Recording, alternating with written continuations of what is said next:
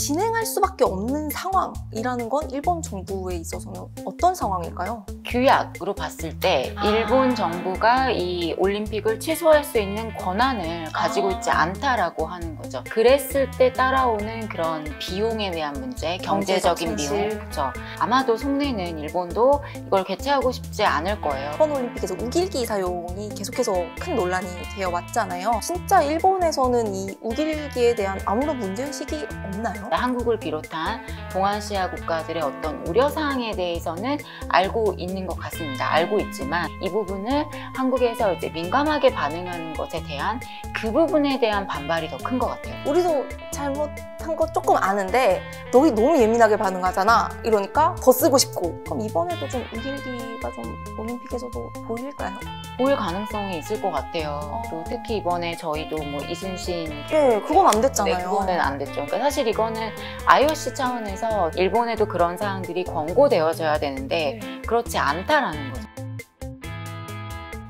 안녕하세요 여러분, 뉴스원TV 기자 윤다혜입니다. 원래 지난해 개최 예정이었던 도쿄올림픽이 코로나19 대유행 여파로 1년 미뤄져 오는 23일 개막하는데요. 1년이나 미뤘음에도 상황은 여전히 좋지 않습니다. 일본 내 델타 변이 확산으로 도쿄도 내 일일 확진자는 1,300명대를 기록하고 있고요. 또 선수촌에서도 계속해서 확진자가 발생하고 있는 최악의 상황. 이러한 최악의 상황에서 진행되는 도쿄올림픽. 과연 성공적으로 개최될 수 있을까요? 또 일본 정부는 왜 이런 국내외의 비판 여론을 무릅쓰고 올림픽을 강행하는 걸까요? 그래서 오늘은 최은미 아산정책연구원 박사님 모시고 이와 관련한 이야기 한번 들어보겠습니다. 박사님 안녕하세요. 네, 안녕하세요. 저는 아산정책연구원의 최은미라고 합니다. 한일 관계 그리고 일본 정치 외교를 중심으로 연구하고 있습니다. 이제 오는 23일에 도쿄올림픽이 개막을 하잖아요. 이제 코로나19라는 유례없는 전 세계적 공중보건 위기 사태에서 이제 개막을 하는데 이게 시작부터 정말 여러 잡음들이 나오고 있어요. 박사님이 보시기에는 좀 성공적으로 개최될 수 있다고 좀 보실까요? 말씀하신 것처럼 계속해서 확진자가 나오고 있고 그러다 보니까 이게 정말 그렇게 될 수 있을까라고 하는 우려가 높고 또 실제로 뭐 여기에서 좋은 성과를 낸다고 하더라도 뭐 사실 굉장히 많은 뭐 훌륭한 선수들이 또 안 오겠다라고 얘기한 상황에서 이걸 과연 성공한 올림픽이라고 이야기할 수 있을까라고 하는 이제 의구심은 계속 있는 것 같습니다. 국내외로 정말 비판 여론이 거셌어요. 이제 도쿄에 의료진 6,000명이 공동 성명을 내고 또 여러 해외 유명 인사들이 기고문을 내면서 이번 올림픽은 당장 취소해야 된다 이런 얘기를 하기도 했었는데 진행할 수밖에 없는 상황이라는 건 일본 정부에 있어서는 어떤 상황일까요?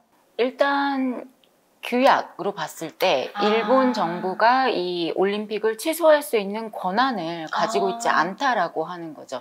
IOC가 취소할 수 있는 권한을 가지고 있는데 물론 이제 코로나 상황이 너무 안 좋았기 때문에 일본 정부에서 도저히 이걸 할 수 없다라고 한다고 하면 취소를 할 수도 있겠죠. 그러니까 아주 불가능한 상황은 아니지만 그랬을 때 따라오는 그런 비용에 대한 문제, 경제적인 비용, 그렇죠.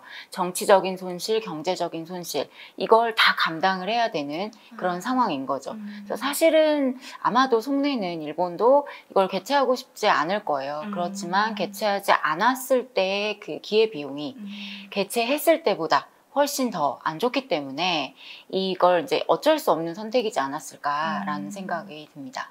박사님 말씀을 듣다 보니까 궁금한 게 그렇다면 일본 정부가 도쿄올림픽을 포기했다고 치면 좀 경제적 손실이 어느 정도 날 것으로 예상이 되나요? 이 경제적 손실은 사실은 이제 추산하는 곳마다 좀 다르기는 해요. 그래서 뭐 무관중으로 개최했을 때, 그리고 뭐 50% 했을 때, 그리고 전체 다 수용했을 때라고 할 때 굉장히 이제 다른 수치들이 나오기는 하는데 그럼에도 불구하고 무관중으로 개최를 하는 게 개최하지 않았을 때의 비용보다 훨씬 적다라는 거죠. 손실 비용이. 그 기관마다 다른데 한 7조 정도로 예상하는 곳도 있어요. 취소를 했을 때 이제 7조 정도가 되는 거다라는 거고 무관중으로 개최했을 때 제가 지금 정확한 수치까지는 기억이 안 나지만 한 2조였나 그랬던 것 같아요. 이건 좀 약간 다른 얘기인데 이번 올림픽에서 우길기 사용이 계속해서 큰 논란이 되어 왔잖아요.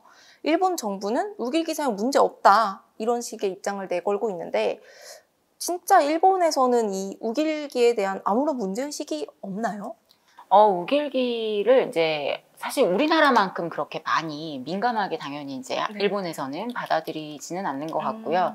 다만 이 우길 그 모양이, 무늬가 상징하고 있는 것에 대한 이제 한국을 비롯한 동아시아 국가들의 어떤 우려사항에 대해서는 알고 있는 것 같습니다. 알고 있지만 다만 워낙 이제 생활에서 많이 쓰이다 보니 이 부분을 한국에서 이제 민감하게 반응하는 것에 대한 그 부분에 대한 반발이 더 큰 것 같아요. 우리도 잘못한 거 조금 아는데 너희 너무 예민하게 반응하잖아. 이러니까 더 쓰고 싶고 약간 이런 느낌인가요?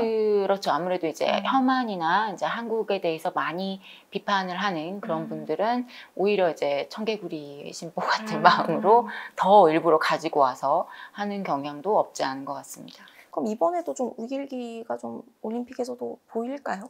보일 가능성이 있을 것 같아요. 그리고 특히 이번에 저희도 뭐 이순신 네, 그건 안 됐잖아요. 네, 그거는 안 됐죠. 그러니까 사실 이거는 IOC 차원에서 조금 더 좀 투명하고 공정하고 주변국의 불쾌함을 가지고 올 수 있다면 당연히 일본에도 그런 사항들이 권고되어져야 되는데 그렇지 않다라는 거죠. 그러니까 이거는 어떻게 보면은 일본의 문제도 있지만 IOC가 조금 더 공정해야 되지 않나라는 생각을 하게 하는 그런 대목인 것 같습니다.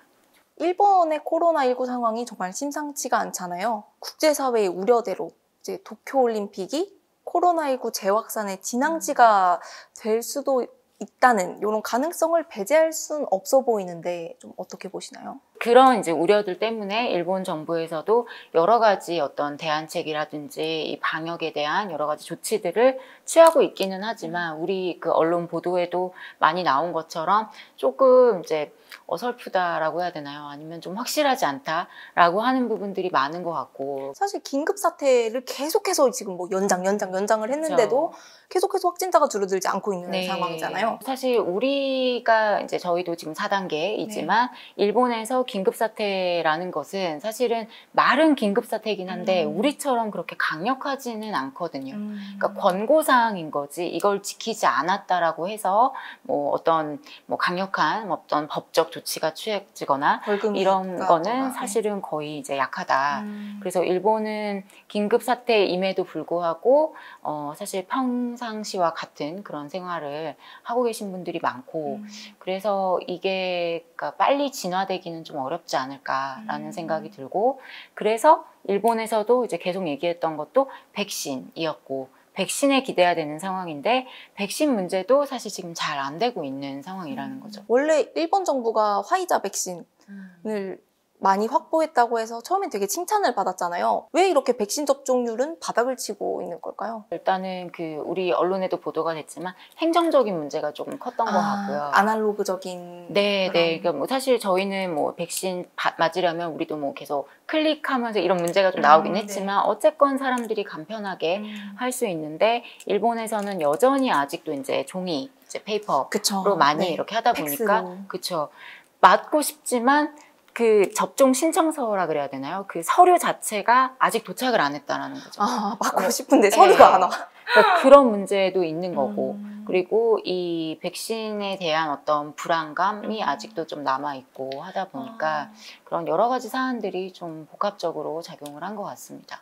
위험성이 많은데도 정말 그 경제적 손실 하나만으로 스가 내각이 좀 올림픽을 강행을 한 걸까요? 일본 이제 스가 내각의 정치적인 이유도 무시할 수 없을 거다라는 생각이 듭니다. 개인적으로 저는 이제 개인적으로 생각할 때는 아베 총리의 책임이 굉장히 크다고 생각이 들거든요. 왜냐하면 아베 총리는 원래 임기가 올해 9월까지였단 말이죠. 그래서 올해 9월 안에 본인이 이거를 하고 싶었던 거죠. 그러니까 올림픽을 가장 큰 성과로. 근데 할 수가 없게 되었던 상황이고 그 중간에 이제 1년을 연장을 하는 그런 결정을 이제 내린 건데 그래서 어떻게 보면 아베 총리도 스가 총리의, 그러니까 스가 내각의 이런 선택을 지지할 수밖에 없는 상황인 거죠. 본인의 내각이 내린 선택에 대해서 그 다음 내각이 들어서서 그걸 이어받아서 지금 하고 있는 그런 상황이다 보니까, 그래서 이제 아베 총리를 비롯한 이제 일본의 주류 시각들은 아마 이걸 취소하기 어려울 거라고 보고요. 그러니까 스가 내각 입장에서 봤을 때도 이 도쿄 올림픽에 대해서 계속해서 이걸 잘 끝내야만 스가 내각이 들어섰던 이유가 설명이 되고 자기 성과로서 보여줄 수도 있는 거고, 그래야 이번 해에 있을 총재 선거와 그리고 중의원 선거까지 쭉 이어질 수 있는 부분이기 때문에 어떻게 보면은 하지 않았을 때에 정해져 있는 리스크보다는 도쿄올림픽을 개최했을 때 일어날 수 있는 긍정적인 어떤 성과 그리고 가능성에 조금 더 무게를 실었던 게 아닐까 그런 생각이 듭니다. 사실 이제 박사님 말씀을 들어보니까 일본 정부에게 있어서 그 최악의 상황, 그 선수들이 돌아가서 전 세계적으로 폭발적인 확산이 일어나는 상황만 발생하지 않으면 사실상 일본 정부에게는 그렇게 큰 타격이 없을 것 같아요. 일본 정부는 뭐 비판은 뭐 면하기는 어렵겠지만 그럼에도 불구하고 이제 했다라고 하는 아마 두 가지 것들이 같이 나오겠죠. 그렇죠. 코로나 상황에서도 그래도 이 정도 잘 관리하면서 어쨌든 올림픽 개최를 이뤄냈다라는 그 국제 사회에서의 그 입지와 또 국내 정치에서도 좀 긍정적으로 발언을 할 수 있을 것 같아서 그렇게 큰 손해는 아닐 것 같다는 생각이 좀 드네요. 그러니까 어떻게 보면은 굉장히 큰 모험을 하고 있는 그쵸. 거죠. 네. 근데 이 모험에 잘 될 수 있다라고 하는, 그러니까 어느 정도 끝낼 수 있다라고 하는 가능성을 더 크게 봤다, 그렇게 생각이 듭니다.